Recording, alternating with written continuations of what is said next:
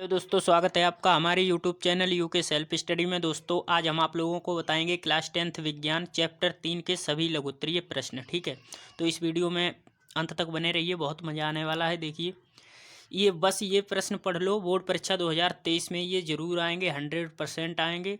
देखिए प्रश्न नंबर 1 क्या कह रहा है, चलिए शुरू करते हैं। सिल्वर नाइट्रेट विलयन में कॉपर का तार डालने पर विलयन का रंग नीला क्यों हो जाता है? समीकरण सहित लिखिए, ये आपको बताना है। तो चलिए इसका उत्तर देखते हैं। सक्रियता श्रेणी का प्रत्येक तत्व अपने तत्व से नीचे स्थित तत्वों को उसके विलयन से विस्थापित कर देता है। क्या कह रहा है, देखिए समझिए कि सक्रियता श्रेणी का प्रत्येक तत्व, सक्रियता श्रेणी भी मैं आगे आप लोगों को बताऊंगा। सक्रियता श्रेणी का प्रत्येक तत्व अपने तत्व से जो नीचे स्थित तत्व होते हैं उनके विलयन से उन्हें विस्थापित कर देता है। ठीक है, श्रेणी में Cu का यानी कॉपर का स्थान Ag से ऊपर है। ठीक है, यानी कि श्रेणी में जो कॉपर का स्थान है वो सिल्वर से ऊपर है, अतः यह AgNO3 क्या है, सिल्वर नाइट्रेट से निम्नलिखित क्रिया देगा। क्या क्रिया देगा, देखिए Cu कॉपर है प्लस 2AgNO3, ये क्या है, ये है सिल्वर नाइट्रेट। ठीक है, सिल्वर नाइट्रेट के विलयन में हमने कॉपर का तार डाल दिया। ठीक है, ये कॉपर है, तो इसमें जब कॉपर का तार डालेंगे तो ये Cu2 प्लस, ठीक है, क्यूप्रिक आयन आ जाएगा इसके ऊपर। ठीक है, plus 2NO3 minus plus 2Ag। ठीक है, ये निकला, तो ये Cu+2 यानी क्यूप्रिक आयन आ गया, इसीलिए इस विलयन का रंग जो है वो नीला हो जाता है। देखिए इस प्रकार विलयन में क्यूप्रिक आयन यानी Cu2+ विद्यमान होने से विलयन का रंग नीला हो जाता है। ठीक है, तो चलिए अपना दूसरा क्वेश्चन देखते हैं, इसका आंसर आपको समझ में आ गया होगा। दूसरा क्वेश्चन कह रहा है, देखिए सक्रियता श्रेणी पर संक्षिप्त टिप्पणी लिखिए। ठीक है, इसमें आप लोगों को बताना है कि सक्रियता श्रेणी क्या है। ठीक है, देखिए सभी धातुएं एक समान सक्रिय नहीं होती, ये हम सब जानते हैं कि सभी धातुएं जो होती हैं वो एक समान सक्रिय नहीं होती हैं।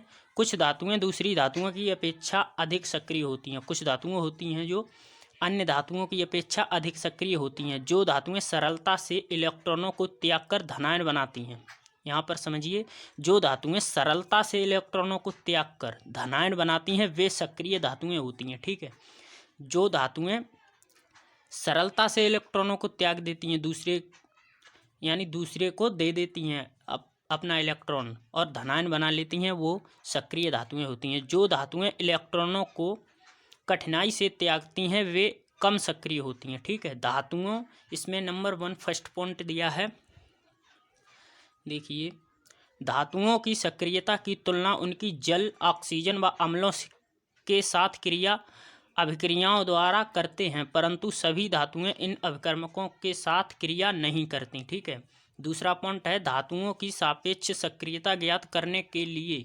विस्थापन अभिक्रियाओं का उपयोग करते हैं। ठीक है, जो धातुओं की सापेक्ष सक्रियता ज्ञात करने के लिए हम क्या करते हैं, विस्थापन अभिक्रियाओं का उपयोग करते हैं। उदाहरणार्थ देखिए, इसमें उदाहरण में दिया है कॉपर सल्फेट के जलीय विलयन में। ठीक है, कॉपर सल्फेट के जलीय विलयन में लोहे का टुकड़ा डालने पर वह कॉपर सल्फेट से कॉपर को विस्थापित कर देता है, क्या, लोहे का टुकड़ा। ठीक है, आगे देखिए इसकी रिएक्ट, देखिए ये CuSO4, ठीक है, प्लस Fe यानी लोहे, ये लोहे का टुकड़ा है, CuSO4 कॉपर सल्फेट में हमने डाल दिया। ठीक है, इसके रिएक्शन के बाद क्या होगा, FeSO4 यानी फेरस सल्फेट, ये हो जाएगा प्लस Cu यानी ये कॉपर को यहाँ से विस्थापित कर देगा। ठीक है, इसके विपरीत यदि आयरन सल्फेट के विलयन में, ठीक है, इसके विपरीत यदि आयरन सल्फेट के विलयन में कॉपर का टुकड़ा डाला जाए तो कोई अभिक्रिया नहीं होती है। इसके अगर विपरीत हम इस Fe यानी कि आयरन सल्फेट है, ये आयरन सल्फेट में हम जब कॉपर का टुकड़ा डालेंगे तो कोई भी अभिक्रिया नहीं होगी, अतः लोहे की सक्रियता कॉपर से अधिक है। लोहे की जो सक्रियता है वो कॉपर से अधिक है। इस प्रकार की विभिन्न अभिक्रियाओं के आधार पर धातुओं को उनकी घटती सक्रियता के क्रम में व्यवस्थित करके एक श्रेणी बनाई गई जिसे सक्रियता श्रेणी कहते हैं। तो आशा करता हूँ आपको ये प्रश्न समझ में आ गया होगा। देखिए अब तीसरा क्वेश्चन है, निम्नलिखित पदों को परिभाषित कीजिए। ठीक है, निम्नलिखित पदों को आपको परिभाषित करना है। पहला है खनिज। ठीक है, खनिज के बारे में आपको बताना है खनिज क्या है। देखिए देखते हैं, भूपर्पटी में प्राकृतिक रूप से पाए जाने वाले, ठीक है, भूपर्पटी में प्राकृतिक रूप से पाए जाने वाले अकार्बनिक तत्वों या यौगिकों को, ठीक है, अकार्बनिक तत्वों या यौगिकों को खनिज कहते हैं।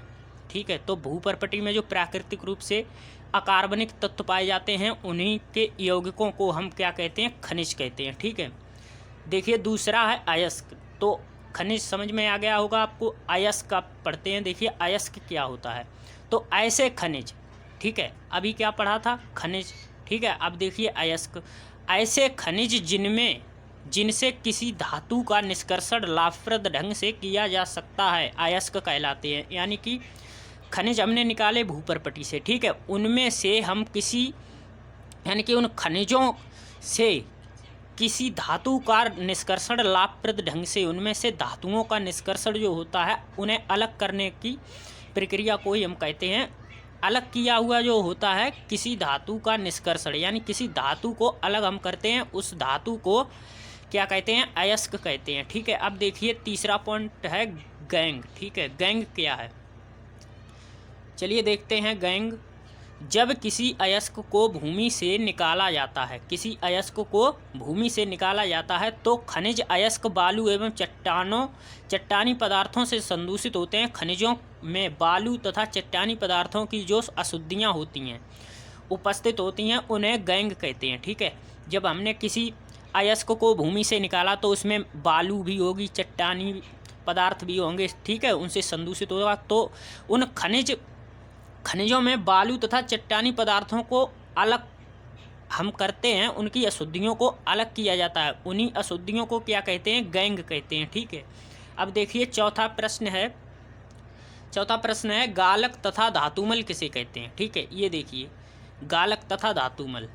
तो देखिए सबसे पहले हम गालक देखते हैं। वे पदार्थ जो धातु में विद्यमान अगलनीय अशुद्धियों को गलाकर धातु से पृथक कर देते हैं, यानी धातु से अलग कर देते हैं, उन्हें हम गालक कहते हैं। ठीक है, आगे देखिए, ये दो प्रकार के होते हैं। ठीक है, गालक दो प्रकार के होते हैं। पहला होता है अम्लीय गालक जैसे SiO2, ठीक है, तथा दूसरा है क्षारीय गालक जैसे CaO। ठीक है, CaO। तो ये दो प्रकार के होते हैं गालक। ठीक है, अम्लीय गालक अगलनीय क्षारीय अशुद्धियों को गलाकर धातुमल के रूप में पिघली धातुओं से पृथक कर देते हैं। ठीक है, जो अम्लीय गालक होते हैं वो अगलनीय क्षारीय अशुद्धियों को गलाकर धातुमल के रूप में पिघली धातु से पृथक कर देते हैं, जैसे SiO2। ठीक है, SiO2 अम्लीय गालक है ये। ठीक है, अगलनीय क्षारीय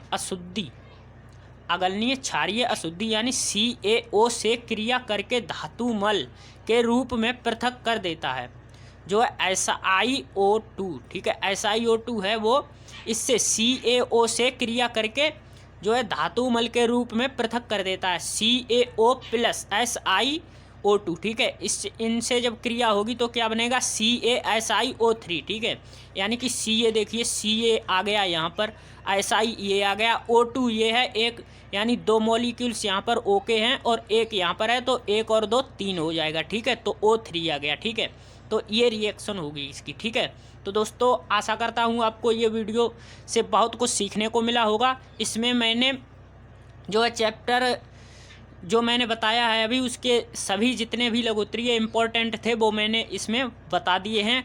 तो दोस्तों कैसा लगा वीडियो कमेंट में ज़रूर बताना। अगर वीडियो अच्छा लगा हो तो लाइक कर देना और चैनल पर नए हो तो चैनल को सब्सक्राइब कर लेना। मिलते हैं नेक्स्ट वीडियो में, तब तक के लिए धन्यवाद।